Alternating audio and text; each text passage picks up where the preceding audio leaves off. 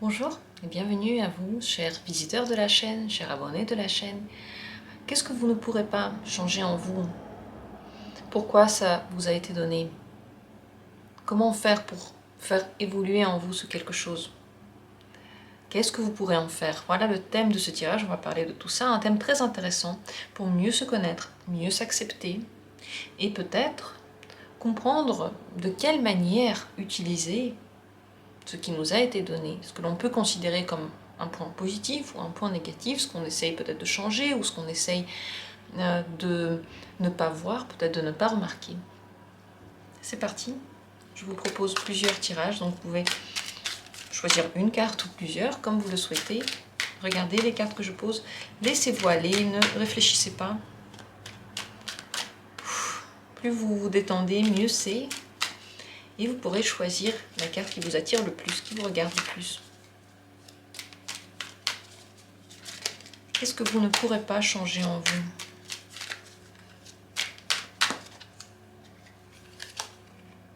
Premier tirage. Deuxième tirage. Et troisième tirage. Prenez l'une de ces cartes, choisissez l'une d'elles librement, comme ça vient. Si vous avez du mal à choisir, si ces choix-là, ça vous angoisse, sachez que vous avez déjà choisi la vidéo, vous avez déjà fait un choix, vous avez un choix d'allumer, vous avez fait le choix d'allumer YouTube, de choisir cette vidéo, de cliquer dessus. Ça s'est passé naturellement, vous ne sentiez pas le poids de la responsabilité. De la même manière, prenez l'une de ces cartes, il n'y a aucune responsabilité ici et surtout, toutes les informations de toute façon vont venir dans votre vie. Vous voyez ce que je veux dire? Vous ne vous trompez pas, toutes les bonnes informations viennent dans votre vie, vous ne les ratez pas.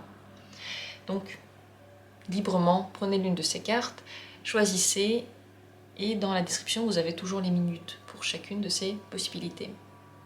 De mon côté, je vais commencer tout de suite avec la première. Qu'est-ce que vous ne pourrez pas changer en vous? Le 10 d'épée. Ça, c'est en rapport beaucoup avec l'énergie, mais aussi les pensées que vous nourrissez. Alors, premièrement, vous n'aurez pas plus d'énergie que ce que vous avez. Si vous avez déjà eu un burn-out, si vous sentez parfois que vous avez de grandes pertes d'énergie, vous êtes très fatigué, ça, c'est une particularité de votre être. Cette fatigue-là ne vient pas vraiment des activités corporelles, mais plutôt intellectuelles. Votre intellect est tel qu'il réfléchit beaucoup, il prend en compte beaucoup de données en même temps, ça vous fatigue et vous ne pouvez rien y faire. Vous ne pourrez pas faire plus que ce que vous faites. Vous ne pouvez pas éviter ces moments de fatigue. Enfin, si vous pouvez les éviter, en réalité vous pouvez, mais en vous demandant moins. Mais vous ne pouvez pas éviter d'avoir l'énergie que vous avez. Également, si vous êtes quelqu'un de profondément qui réfléchit beaucoup, ça vous ne le changerez pas. Vous serez toujours quelqu'un qui réfléchit beaucoup, qui va avoir beaucoup d'idées, qui va peut-être penser à beaucoup de solutions, qui va penser à tout en même temps.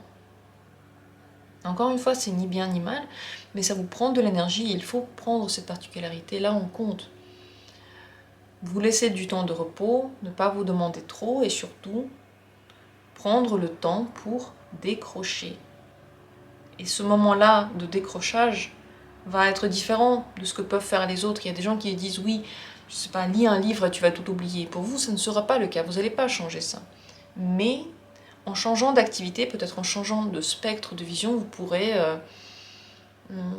penser à autre chose, donc reposer l'une des parties de votre cerveau pour que l'autre en fait prenne la relève. Ça peut-être que vous pourrez faire. Mais vous ne pourrez pas faire plus que ce que vous faites maintenant et éviter parfois de devoir vous reposer en fait. C'est ça que vous ne pourrez pas éviter. Alors pourquoi est-ce que on vous a donné ça dans cette vie? Pourquoi vous a-t-on doté de ces traits de caractère-là particulièrement? Cavalier de denier. Mais en réalité, pour vous, je ne sais pas si vous aimez cette particularité que vous avez ou pas, mais c'est un cadeau de la vie qui vous permet de faire une coupure entre la vie réelle, le concret et surtout le quotidien, et votre vie intérieure, votre vie spirituelle. La fatigue que vous ressentez dans le quotidien vous oblige à partir de ce quotidien pour aller justement dans cette vie spirituelle, pour vous poser, vous reposer, peut-être pour commencer à faire des méditations par exemple. C'est l'une des meilleures manières de s'apaiser. Si vous êtes quelqu'un de très stressé, vous avez l'impression que vous n'allez jamais arriver à faire des méditations parce que le but justement c'est d'essayer de ne pas penser à tout ce que vous pensez d'habitude, eh bien, c'est justement pour vous que les méditations ont été faites. Les méditations n'ont pas été inventées par quelqu'un qui avait pas de mal à ne pas réfléchir. Vous voyez ce que je veux dire? Ça a été inventé par quelqu'un qui réfléchissait trop, qui avait trop de choses dans la tête, et il a pensé un moyen pour s'apaiser. En tout premier lieu, une personne qui sait s'apaiser naturellement, elle ne va pas penser aux méditations, elle n'aura même pas besoin d'y penser. Donc pour vous, malgré toutes ces idées qui sont en tête, une méditation, ça aurait été une solution vraiment intéressante. On vous a donné ça pour vous sortir de la routine. Parce que vous avez tendance à trop vous mettre dans la routine, d'oublier complètement la nouveauté et de vous plonger corps et âme dans des processus passagers qui ne sont pas si importants que ça, mais vous donnez beaucoup d'importance à ça. Et donc ça vous prend tout votre espace, toute votre tête.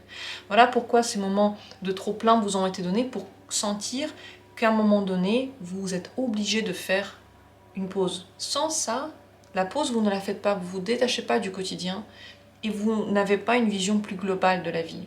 Vous ne l'aurez pas comme ça. Naturellement, vous ne pensez pas à cette vision globale, vous ne pensez pas à partir du quotidien et vous vous occupez de vous. Donc on vous a donné ça pour vous autoréguler. Comment est-ce que ça pourrait vous servir? Comment l'utiliser? L'utiliser dans votre vie, parce qu'on peut utiliser tout ce que l'on a. Le 3 de denier, le mieux c'est de l'utiliser dans votre vie professionnelle. Sentir à quel moment vous donnez trop. C'est votre jauge. À chaque instant que vous sentez que c'est le trop plein, vous commencez à être trop fatigué. C'est trivial à dire en fait, on va dire ouais c'est logique. Mais quand les gens sont trop fatigués, ils commencent à boire du magnésium, ils commencent à se dire peut-être qu'il faudrait que je fasse plus de sport. Qu'est-ce que je devrais faire pour avoir plus d'énergie? Voilà l'idée que l'on a lorsqu'on commence à avoir un trop plein. On se dit mais qu'est-ce que je devrais faire pour quand même supporter ce poids-là? Alors que l'idée, c'est pas ça. L'idée, c'est qu'est-ce que je pourrais faire maintenant pour arrêter de tout faire et pour enfin prendre un moment pour moi. Utilisez cette capacité de s'autoréguler lorsque vous êtes avec les autres. C'est en lien avec les autres que vous ressentez surtout cette pression. Peut-être aussi parce que vous êtes une nature très sensible et que vous ressentez les pensées aussi des autres. Parce que ici, avec le 10 d'épée, c'est l'intellect. Votre tête, elle capte ce que pensent les autres. Elle vit des émotions et des idées qui ne sont pas à vous, qui sont autour de vous. Ça vous permet premièrement de comprendre les gens qui sont autour de vous. Lorsque vous êtes à côté de quelqu'un, vous avez des idées, vous avez des choses qui ne vous plaisent pas, vous savez que ça se trouve dans la tête en ce moment de la personne qui est à côté de vous. Vous savez comment elle est, vous savez comment interagir avec elle, vous savez ce qui la stresse. Surtout, vous pouvez faire le test. Si vous avez des choses que vous ressentez lorsque vous êtes en lien avec quelqu'un, vous êtes à côté de quelqu'un, et qu'est-ce qui se passe si vous vous éloignez pendant, je sais pas, 1 heure, vous vous enfermez dans la pièce, la personne est à plus de 3 mètres de vous, vous n'êtes pas à côté de cette personne-là, qu'est-ce que vous ressentez à ce moment-là? Faites le test pour voir, et vous allez voir assez rapidement, je pense que l'énergie ne sera plus du tout la même. Donc vous pouvez vous en servir en lien avec les autres pour comprendre les autres, et aussi pour réguler bien votre énergie, à quel moment il faut que vous vous mettiez tout seul dans une pièce pour ne plus avoir ces influences extérieures. Comment développer ça? Faire évoluer cette particularité que vous avez. Comment faire évoluer ça en vous?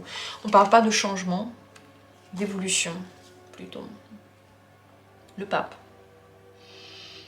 En réalité, vous pouvez seulement utiliser et faire évoluer ça en étant bien connecté à un monde spirituel. Mais c'est ce que j'ai dit tout à l'heure.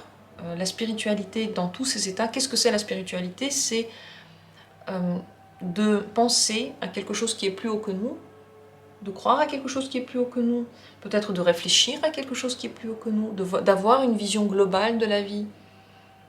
Une vision globale, c'est par exemple, voilà, on vient, on part, on a peu de temps ici, c'est normal de mourir et de naître, c'est normal de se rebeller contre les autres, c'est normal d'avoir des moments dans lesquels ça marche et d'autres moments où ça marche pas, d'avoir des chances et parfois d'avoir des déceptions.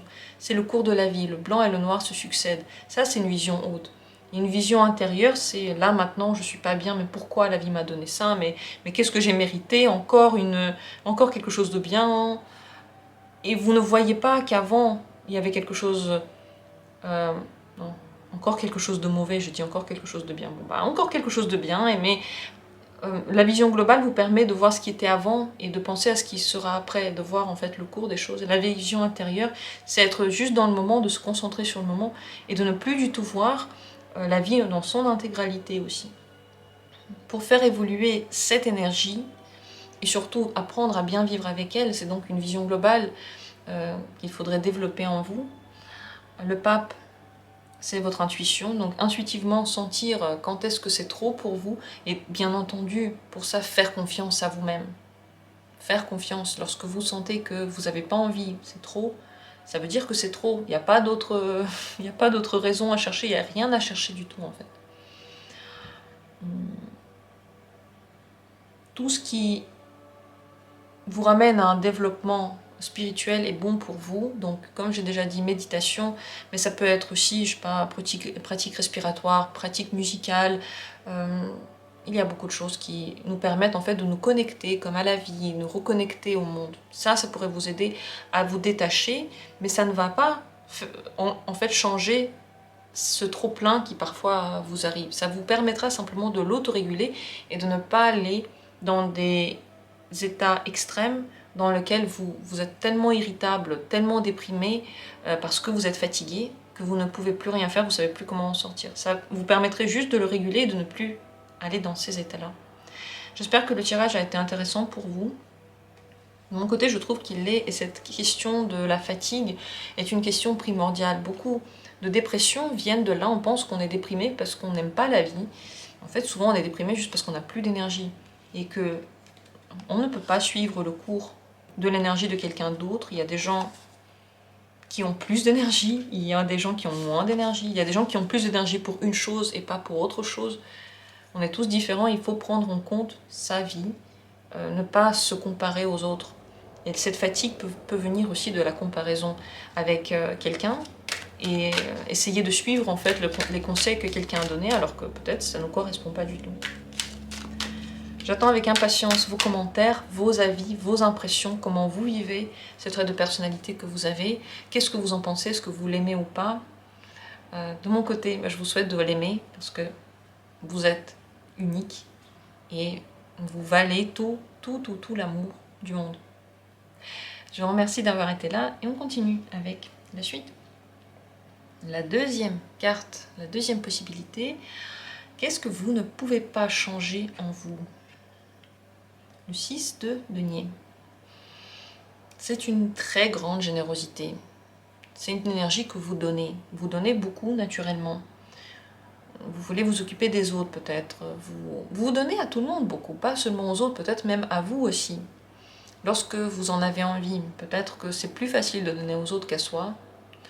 Parce que je ne sais pas pour quelle raison, mais nos parents nous apprennent à se sentir coupable dès qu'on ne fait pas quelque chose pour quelqu'un, dès qu'on fait pour soi, on doit se sentir coupable. Bon, c'est complètement absurde, mais on nous apprend ça.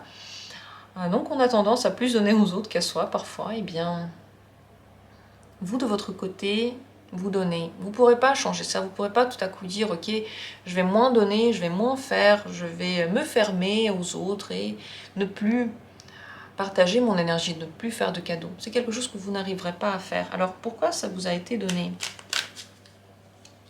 Cette particularité-là, cette grande générosité du cœur, pourquoi vous l'a-t-on donnée? L'As de coupe. Vous avez reçu à un moment donné beaucoup d'amour. Ça peut être dans une autre vie, ça peut être au moment de votre naissance. Cet amour pulse de vous. Et vous êtes comme une source des émotions nouvelles. De vous ressortent des motivations émotives. Des motivations au niveau des émotions. Je ne sais même pas si ça se dit, mais c'est ce que je ressens par rapport à cette carte-là.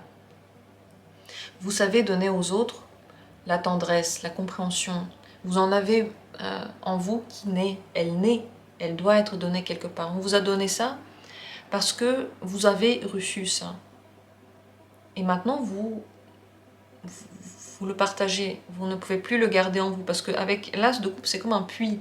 Vous voyez un puits ou un cours d'eau en fait qui doit aller quelque part. Vous pouvez essayer d'arrêter la rivière. Mais si vous mettez un barrage, elle va faire le tour du barrage. Ou bien il faut faire des trous pour qu'elle avance quand même. Vous voyez ce que je veux dire? C'est comme quelque chose qui doit circuler. C'est venu vers vous et ça doit aller plus loin. Et il n'y a pas meilleure personne que vous pour transmettre cet amour. Qu'est-ce que vous pouvez en faire? Que pouvez-vous faire de cette capacité, de cette particularité que vous avez, que vous pouvez vous en faire dans cette vie? Comment vous en servir? Le roi de denier. C'est bien de s'en servir pour des raisons concrètes, dans des activités concrètes. Vous pouvez très bien vous en servir, par exemple, au travail. Trouver un métier dans lequel cette générosité, cet amour inépuisable est utile.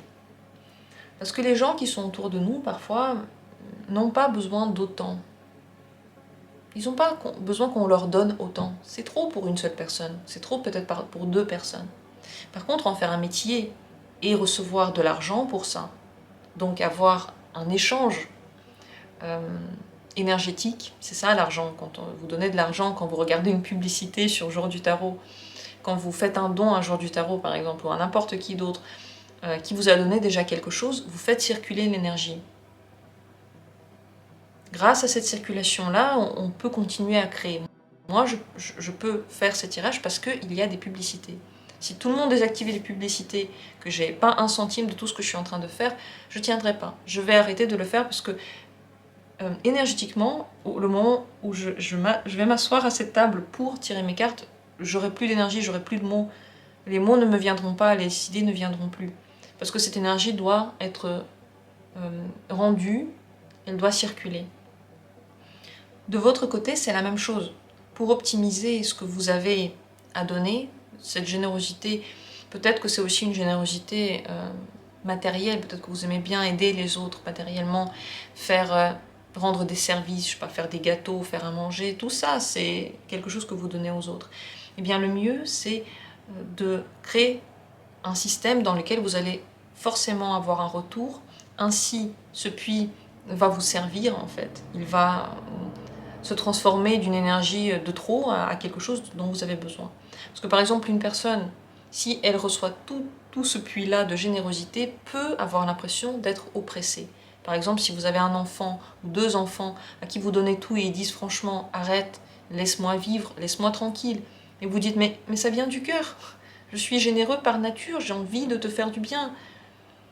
Mais si la personne dit non, c'est que c'est devenu trop. C'est pareil, peut-être que dans une relation, vous donnez beaucoup. Et la personne n'arrive plus à vous le rendre parce que c'est trop. Eh bien, encore une fois, dans cette optique-là, dans cette possibilité-là, c'est bien d'en faire un métier pour vous faire payer, pour faire prospérer cette énergie-là. Parce que vous pouvez la faire prospérer. Avec le roi de denier, vous voyez, il est en train de mettre au chaud son argent. Pourquoi il le met au chaud? Parce qu'il va s'en resservir. Il va peut-être investir dans quelque chose. Cette énergie-là peut être investie pour vous donner plus de bien-être, plus de bienfaits. Cet amour va être rendu à vous, il va revenir vers vous, il va vous permettre de prospérer vous-même. Donc fermer cette vanne, fermer cette porte n'est pas une bonne idée, mais l'utiliser différemment, ça ce serait une bonne idée. L'utiliser là où on le demande, là où quelqu'un en a besoin. Si vous n'avez pas envie de gagner de l'argent avec ça, vous pouvez être bénévole par exemple pour, je sais pas, service d'aide aux personnes dépressives par exemple, par téléphone, aux personnes qui se sentent seules par téléphone, faire ce genre de service, je sais que ça va marcher parce que beaucoup Beaucoup de gens se sentent seuls, beaucoup de gens ont juste besoin d'être écoutés. Vous pouvez le faire payer, vous pouvez ne pas le faire payer comme vous voulez, mais le rendre disponible pour plus de personnes, ça ce serait la solution. Bâtir quelque chose dessus, ce serait aussi la solution, ne pas le réserver qu'à quelques personnes, mais vraiment créer un système avec ça, pourrait vous réconcilier avec ce côté-là et enlever une responsabilité des épaules des gens qui sont autour de vous, pour qui ça peut devenir trop. Comment faire évoluer cette partie de vous? Comment la faire, je ne sais pas, évoluer dans quel sens? Je ne sais pas, pour vous, dans le meilleur des sens. Comment évoluer cette partie de votre personnalité? Le 7 d'épée. Votre but n'est pas de changer la vie des gens. Pour évoluer sur ce point-là, il faut que vous soyez conscient à quel moment vous ne voyez pas la situation telle qu'elle est. Par exemple, vous pensez donner quelque chose de bien à la personne, et en réalité, c'est pas bien. C'est comme s'il y avait cette générosité qui était au tout premier degré. Par exemple, je sais que pour cette personne-là, enfin, je sais que pour tout le monde, c'est bien de ne pas manger trop de viande, par exemple, voilà. C'est bien de manger des légumes. Donc je vais prendre une personne en particulier qui mange beaucoup de viande et lui dire « Maintenant, tu manges des légumes, ça va être bien pour toi. » Vous mettez votre énergie dans cette personne, vous lui dites des choses, vous vous impliquez pour elle, vous essayez de la convaincre que ça va être bien pour elle. Ça s'appelle de la générosité. Vous êtes en train de vous donner à quelqu'un. Mais si cette personne n'a pas envie d'un geste bienveillant, ça se transforme en tyrannie. Et lorsque vous sentez qu'il y a de la résistance de l'autre côté, il faut arrêter. Il ne faut pas se dire, en fait avec le 7 d'épée, c'est quand on se trompe, et c'est très très bien illustré dans ce tarot-là en particulier. Vous voyez, cette femme, elle est en train de peindre une porte, c'est sa vision de la porte, mais ça ne ressemble pas du tout à la réalité. Pour faire évoluer cette particularité que vous avez besoin de voir la réalité et de ne plus mettre en fait votre image bienveillante sur cette réalité en pensant que c'est très très bien. Parce qu'il y a des gens qui ne supportent pas les légumes. C'est bien en général de manger des légumes, de ne pas manger que de la viande. Il y a des gens qui ne digèrent pas. C'est possible. Il y a des gens qui ont un organisme qui est différent de ce qu'on dit, qui est bien pour tout le monde. Donc, avoir en tête qu'il y a ce que vous voulez donner, ce que vous pouvez donner, et que ce que vous voulez donner, ce que vous pouvez donner, n'est pas compatible avec chacun, n'est pas bien pour chacun, et il faut respecter la vision de l'autre. Et peut-être donner à chacun exactement ce dont il a besoin, donc étudier les gens, réfléchir à ça, devenir beaucoup plus psychologue, et ne pas se dire que tout ce que vous pensez, c'est la réalité. Si vous ressentez de la résistance de l'autre côté, si les gens ne sont pas contents, si les gens vous disent que vous avez tort, ça peut être un signe que vous êtes en train de vous tromper de personne, c'est pas elle qui doit entendre ça. Donc, réfléchir en fait à votre vision et à ce qui se passe réellement pourrait faire évoluer cette capacité merveilleuse que vous avez, avec laquelle vous pourriez faire beaucoup de choses, mais pas avec chacun.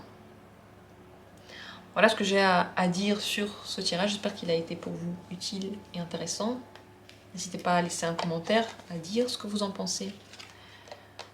Et je vais passer à la suite.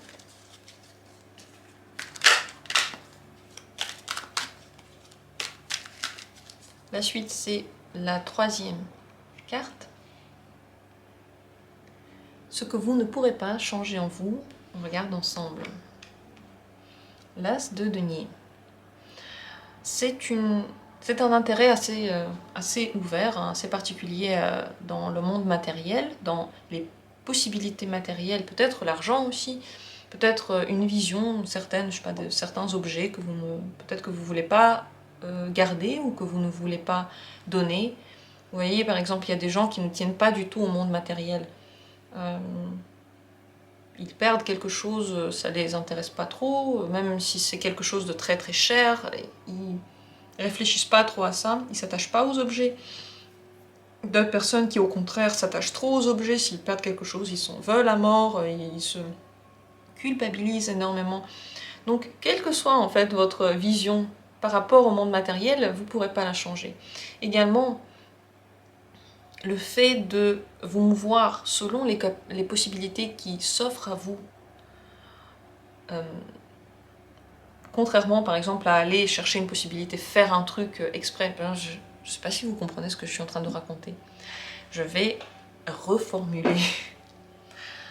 D'un côté, on a le fait justement de se mouvoir, de prendre les opportunités qui se présentent, et de l'autre côté, on a le fait d'aller chercher les opportunités, d'être actif dans cette recherche. Eh bien, vous êtes plutôt peut-être du fait de vous mouvoir, en fait, vous vous laissez aller, et quand ça vient pas vers vous, vous n'allez pas le chercher. Eh bien ça, vous ne pourrez pas le changer. Vous ne pouvez pas changer votre rapport au matériel, que ce soit l'argent ou les objets. Et vous ne pourrez pas non plus vous concentrer que sur le matériel. Vous ne pourrez pas regarder que le matériel. À un moment donné, il y a autre chose qui va venir vers vous. Et tout naturellement, il faudra aussi l'accueillir. Ne me demandez pas pourquoi je suis en train de dire ça, je n'en ai aucune idée. Mais c'est une information peut-être sur le plus long terme. Pas pour tout de suite, mais pour plus longtemps.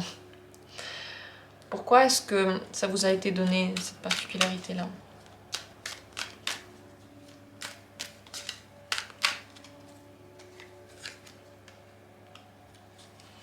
Vous êtes quelqu'un d'extrêmement intuitif et vous avez besoin de développer votre votre intuition d'une manière ou d'une autre. La meilleure manière qu'a choisi la vie pour augmenter cette intuition, cette intuitivité, est-ce qu'on peut le dire ou pas, je ne sais pas, c'est de passer par le monde concret. En fait, en passant par des choses qui sont très terre à terre, vous êtes en réalité en train de vivre une vie profonde, intuitive. Vous vivez tous les processus de façon qui vous touche profondément dans votre âme. Et pour cette raison, vous avez besoin d'accueillir les choses. Parce que lorsque vous les vivez, vous les sentez. Mais lorsque vous allez le chercher, vous ne sentez pas aussi bien. Vous voyez ce que je veux dire ? Vous ne saurez pas où chercher. Mais lorsque quelque chose vient à vous, vous saurez comment l'utiliser au mieux pour vous, le développer et peut-être le refuser. Qui sait ? Ce n'est que de cette manière-là que vous avez la possibilité vraiment de vous mouvoir. C'est aussi des nouvelles idées qui viennent. Vous voyez, cet as de denier, c'est des idées qui viennent tout à coup, qui sont intéressantes à mettre en œuvre, mais peut-être que vous avez parfois du mal à le mettre en œuvre. Vous avez l'idée, vous avez de la première impulsion, mais peut-être qu'après vous avez un peu de mal à le faire. Eh bien, vous ne pourrez pas le changer. Tout simplement parce que vous êtes plutôt, au fond de vous, dans l'émotion. Et vous avez besoin d'aller vers cette émotion-là. Le but pour vous, c'est pas de mettre en place des choses dans le monde concret, c'est de les accueillir et de ressentir. C'est la seule manière qu'a trouvé la vie pour vous faire ressentir, pour vous ramener en fait à l'état intuitif, animal quelque part. Comment est-ce que vous pourriez utiliser ça dans votre vie quotidienne ? Que faire avec ces capacités-là ? 7 de bâton. En réalité, c'est fait pour que vous sachiez aussi dire non. Vous voyez, les choses qui viennent à vous, ça ne veut pas dire qu'il faut absolument les accepter. Pour bien utiliser cette capacité de voir les opportunités, vous devez savoir aussi dire non à certaines opportunités. Savoir résister lorsque vous n'avez pas envie. Les choses viennent à vous, vous êtes comme un aimant, mais vous ne pouvez pas tout utiliser, vous ne pouvez pas tout faire, vous ne pouvez pas tout faire en même temps, donc vous avez besoin de savoir dire non. Pour bien utiliser ces capacités-là, résister parfois à l'envie, je sais pas, de garder un objet, résister parfois à des offres qu'on vous fait, des opportunités que vous avez, si vous sentez que ce n'est pas bien. Ici, c'est une histoire d'intuition utilisée dans la vie concrète. Et dans cette vie concrète, parfois on ne voit pas l'intuition comme l'intuition. On a l'impression que c'est simplement une décision. Parce que d'abord il y a l'intuition et ensuite on commence à trouver les bonnes raisons pourquoi faire ainsi ou autrement. Ici, vous avez absolument besoin de mettre vos limites, avoir des limites, savoir qu'est-ce que vous voulez, qu'est-ce que vous ne voulez pas. Et c'est grâce à ces opportunités que vous testez les limites, que vous réfléchissez quelles sont-elles et que vous apprenez aussi sur vous. Très, très intéressant ici, c'est un peu complexe. Et si vous avez d'autres questions, d'ailleurs, vous pouvez venir en consultation pour approfondir ce thème. Comment faire évoluer cette partie de vous que vous ne pouvez pas changer, qui peut vous servir justement à avoir un espace qui ne ressemble qu'à vous, très particulier à vous. Comment faire évoluer ces capacités-là? Reine de denier. Il faut réellement utiliser ce qui vient à vous. S'occuper de vous, s'occuper de cette intuition et s'occuper des opportunités qui viennent. Une opportunité, c'est assez rapide, elle vient, et si vous n'en faites rien, bon bah, ça donne pas grand-chose. Utilisez ce qui vient vers vous, les objets que vous avez, les objets que vous n'avez plus, l'argent qui vient vers vous, l'argent que vous avez gagné, réinvestissez-le. Réfléchissez à la meilleure manière de le faire. Apprenez à le faire. Faites une formation. Lisez des livres dessus. Lisez les livres sur l'ancrage. Vous avez besoin d'apprendre à bien manier la vie concrète grâce à vos capacités intuitives. L'intuition et la vie spirituelle, si elles restent juste dans le spirituel, ne servent pas à grand-chose. Elles servent à rendre notre vie concrète, terrestre, meilleure. Et c'est ça qui peut vous faire évoluer. Donc utilisez ce que vous ressentez, ce que vous voyez arriver dans le monde concret. Ça peut être aussi dans une profession, forcément, parce qu'avec la reine de denier, elle s'occupe, vous voyez, elle prend les choses en main et elle s'en occupe. J'espère que ce tirage pour vous a été intéressant et utile. N'hésitez pas à poser des questions si vous en avez et à laisser des commentaires, dites comment vous voyez les choses, comment vous les ressentez, comment vous vivez ces traits de caractère-là. J'espère que tout ce tirage était pour vous intéressant et utile. En tout cas, c'était très intéressant de le faire. Je vous remercie tous d'être là, de faire partie de cette communauté. Et on se retrouve, comme toujours, bientôt pour d'autres tirages.